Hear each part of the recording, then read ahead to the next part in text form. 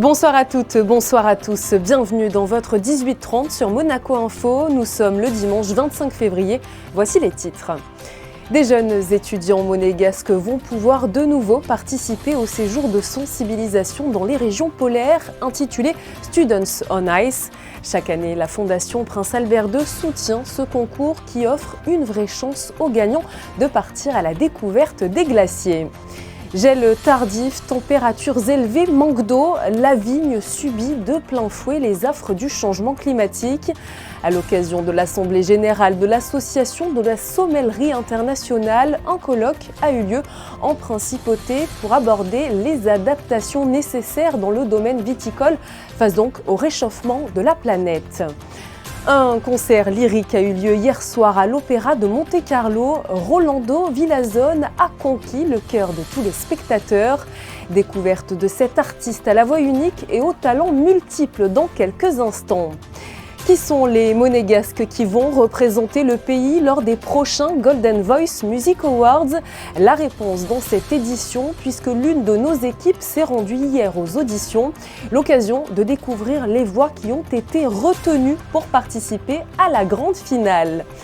Pour finir, si vous faites partie des amoureux du 7e art, le film Voyage en Italie vous sera proposé par l'Institut audiovisuel le 5 mars prochain.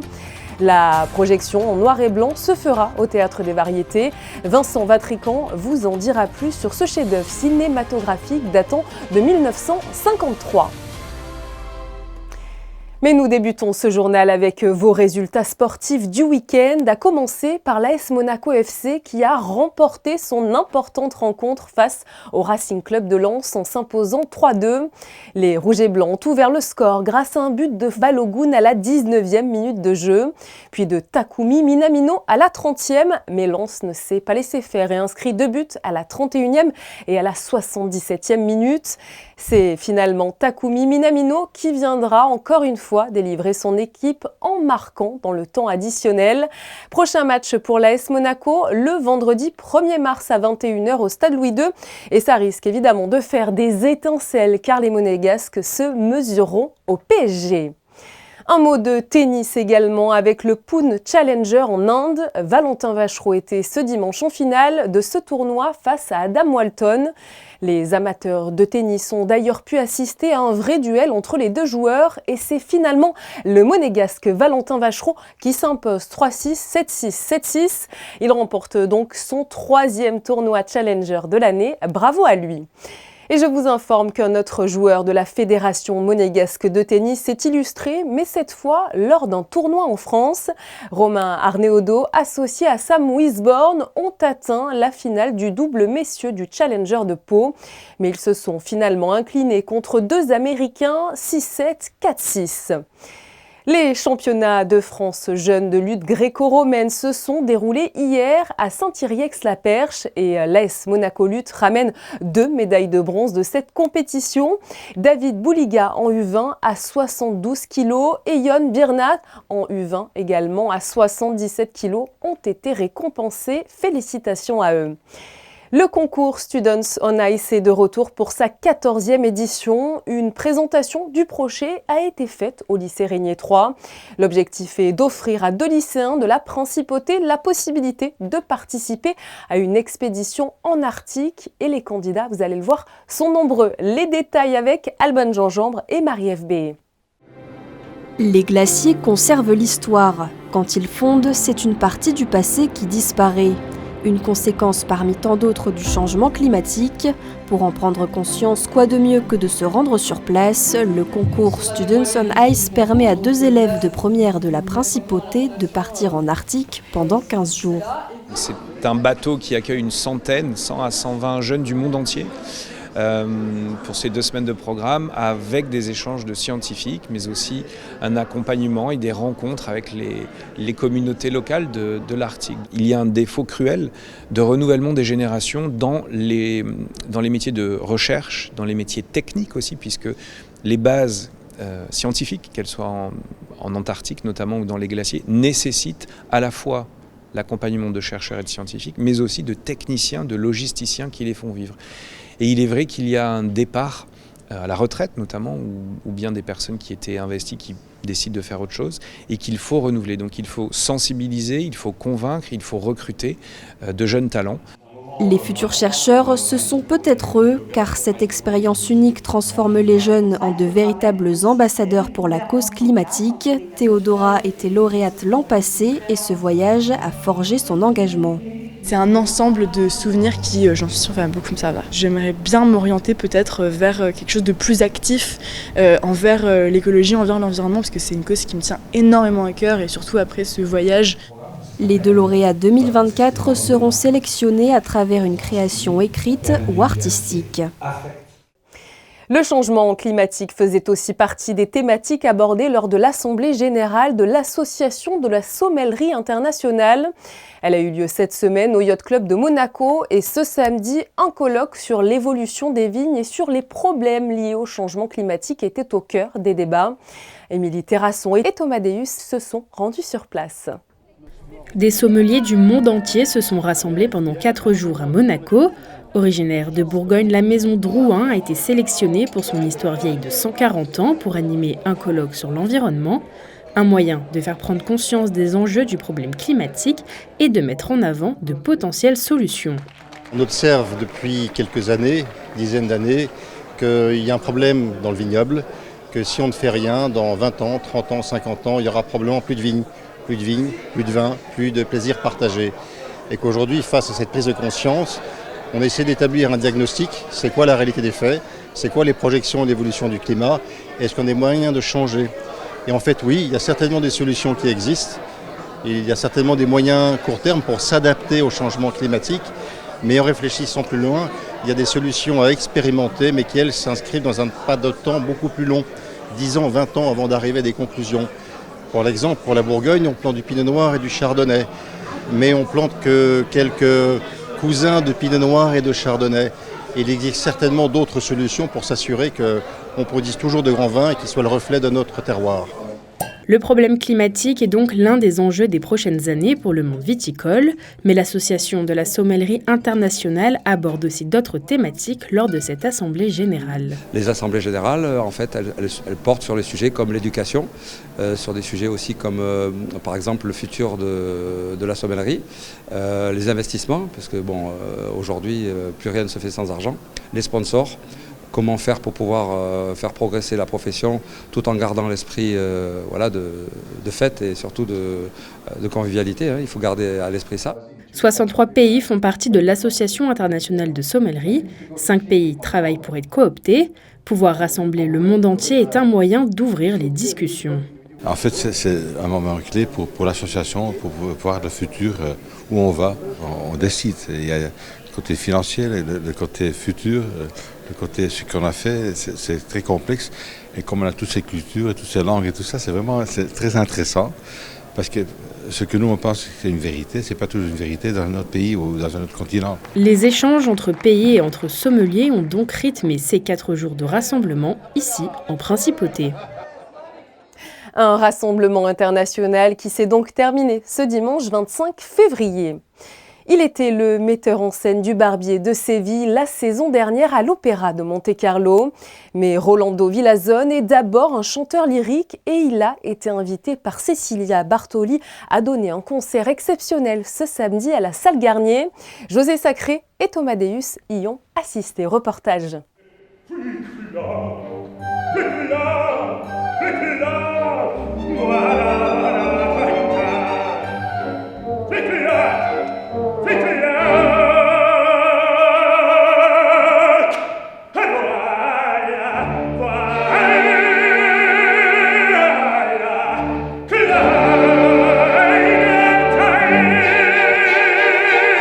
Artiste aux talents multiples, chanteur adulé, metteur en scène, pédagogue, animateur de radio et de télévision et même romancier, le ténor Rolando Villazone était l'invité de l'Opéra de Monte-Carlo pour un concert accompagné par le Swiss Orchestra sous la direction de Lena Lisa Wissendorfer. Il s'est, comme d'habitude, donné totalement au public. Avec grand plaisir, c'est comme ça que je sens l'art, que je sens la musique. Il faut établir un pont entre le public et tous les artistes qui sont sur scène, l'orchestre, le chef d'orchestre, moi-même. Et cette pont, c'est l'art, c'est la musique. Et heureusement, la musique met tout le monde ensemble. Et donc, on a fait un parcours du baroque avec Handel jusqu'à, bien évidemment, le répertoire italien et tout ça du XXe siècle. Donc, j'étais très content d'être ici, de retour ici à Monte-Carlo.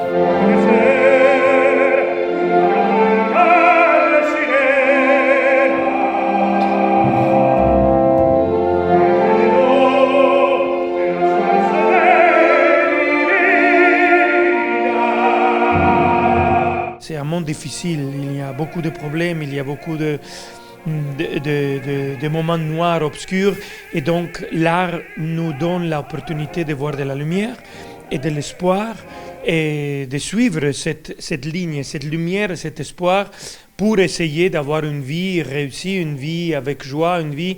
Et donc si on est tous dedans, en train de fêter justement cette possibilité de voir la lumière, c'est un bonheur pour moi personnellement.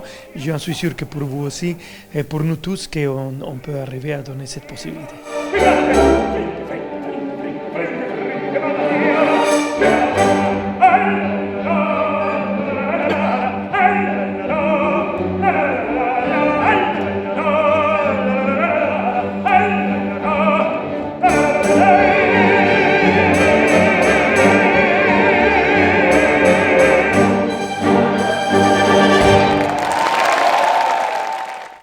Et après cette belle démonstration d'une grande voix de l'opéra, nous vous parlons d'un concours de chant international à présent.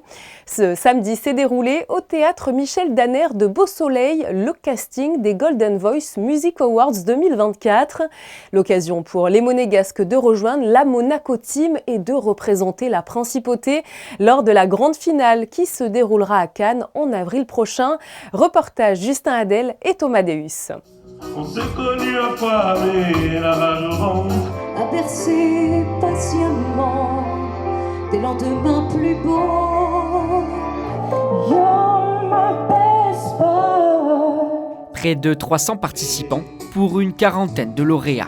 On est fou, rush in. Ce concours international rassemble des voix provenant du monde entier. Nous avons des talents qui viennent de partout. Et là, c'est aujourd'hui beaucoup de Monégasques et de résidents, mais aussi d'Italie et d'ailleurs. L'année dernière, nous avions 15 nationalités représentées, dont des Monégasques, qui ont été aussi lauréats par le passé. L'équipe est assez costaud et elle se renforce chaque année. Ah, bonjour Jean-Pascal. Pardon, rentre. Pleasure to see you again. We do French and English at the same time. Bonjour. Welcome. Merci. Chaque participant doit proposer au minimum 2 interprétations. Jean-Pascal est l'un d'entre eux. Il est chauffeur de taxi depuis plus de 20 ans en principauté.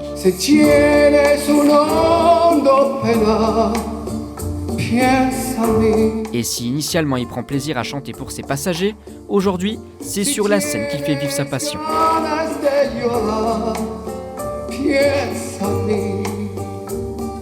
Ma maman a eu 90 ans aujourd'hui, le 24 février, et j'ai chanté Perté tout à l'heure, qui m'a énormément perturbé, mais c'est vrai que chanter, c'est important. Et j'engage tout le monde à chanter, à prendre des cours de chant, parce que c'est vrai qu'on se découvre. Moi, j'ai commencé Taxi en 97, et quelqu'un m'a acheté le CD de Conte Partiro, et si on ne l'avait jamais acheté, je ne serais pas en train de chanter aujourd'hui. Et j'ai la chance de conduire Andrea Bocelli, qui me disait toujours « Giovanni deve cantare ». Et ho cantate molte, e non mi fanno di cantare. Comme lui, ils sont nombreux à s'être déplacés pour tenter d'être sélectionnés par un jury de professionnels. Pour ceux qui souhaiteraient encore tenter leur chance, cela est possible. Vous pouvez envoyer votre candidature par mail. Une chose est sûre, des Monégasques représenteront la principauté et seront peut-être lauréats. À la clé, plusieurs lots d'une valeur totale de 10 000 €, des trophées artistiques et surtout l'occasion de se faire repérer. Résultat, dans 2 mois, le 20 avril 2024, à Cannes. En espérant que ces talentueux Monégasques feront bien entendre leur voix lors de cette finale. Un mot de cinéma avant de refermer ce journal avec une séance qui sera organisée le mardi 5 mars prochain à 20h au Théâtre des Variétés. Proposé par l'Institut audiovisuel, les spectateurs pourront découvrir le film Voyage en Italie de Roberto Rossellini. Et ce tournage fut apparemment épique pour les deux comédiens. Plus d'explications aux côtés de Vincent Vatrican et Fabien Bonilla. Vincent Vatrican, bonsoir. Bonsoir Fabien. Aujourd'hui, on parle d'un film en noir et blanc de 1953, un film de Roberto Rossellini, Voyage en Italie. C'est un beau film. C'est un film capital dans l'histoire du cinéma, je dirais. À ce point. À ce point. Racontez-moi pourquoi. Parce que c'est un moment où on sent clairement que le cinéma bascule dans ce qu'on a appelé à l'époque, et peut-être encore aujourd'hui, la modernité, c'est-à-dire un film qui semble tout simple, d'apparence quelconque, et en fait, il arrive à emporter sur son passage des thèmes fondamentaux. C'est un film qui nous parle. C'est une histoire d'amour ? C'est une histoire. C'est la dernière chance pour un couple, voilà. C'est le dernier voyage, la dernière chance. Et pour expliquer pourquoi c'est un film moderne, c'est que sans en donner l'impression, c'est un film qui vise à nous montrer la grâce. Voilà. Par le biais, en effet, de l'histoire d'un couple anglais, qui se retrouve à Naples en Italie pour une question d'héritage, et dont ce couple, ressentir très vite un tiraillement, chacun partant de son côté, dans une découverte de l'Italie, en tout cas de ce que chacun pense trouver dans la culture italienne qui le comble et qui comble justement l'absence de l'autre pour finalement découvrir à la fin que l'amour est le plus fort. Et ce qui était d'ailleurs le titre original français avant qu'il soit rebaptisé Voyage en Italie. Donc je disais un film très simple, mais un film qui nous va droit au cœur et qui est d'une force incomparable. Alors c'est un film moderne pour l'époque. Est-ce que c'est un film moderne maintenant ? Est-ce qu'il a bien vieilli ? Alors c'est étrangement un film qu'on peut revoir inlassablement, peut-être même avec la même appréhension, puisqu'on sait que Rossellini l'a tourné un peu de manière décontractée. Il faut peut-être dire aux téléspectateurs... C'était mal engagé au départ, parce que ce n'était pas ce film qu'il voulait faire. Il voulait faire une adaptation de Colette. Absolument. Il venait à Naples tourner une adaptation de duo de Colette avec George Sanders et sa femme Ingrid Bergman, qui ne parle pas du tout italien, mais anglais. Il écrit le scénario au fur et à mesure. Exactement. Arrivé là-bas, il apprend que pour des questions de droit, il n'aura pas l'autorisation de tourner le film. Et donc, il improvise sur place. Parce qu'il veut garder les deux comédiens, notamment George Sanders. Voilà. Et donc, couple anglais, parce qu'il parle anglais. Il faut savoir que la version originale de Voyage en Italie, bien qu'étant un film italien, c'est un film anglais, puisque les deux acteurs principaux parlent anglais. Et c'est vrai que la confrontation des personnages avec l'Italie profonde, la beauté des paysages, des musées, de l'histoire italienne qui les accompagne, est absolument bouleversante. Allez, on va se faire un petit voyage en Italie. Merci Vincent. Merci Fabien. After 8 years of marriage, it seems we don't know anything about each other. Now that we're strangers, we can start all over again at the beginning.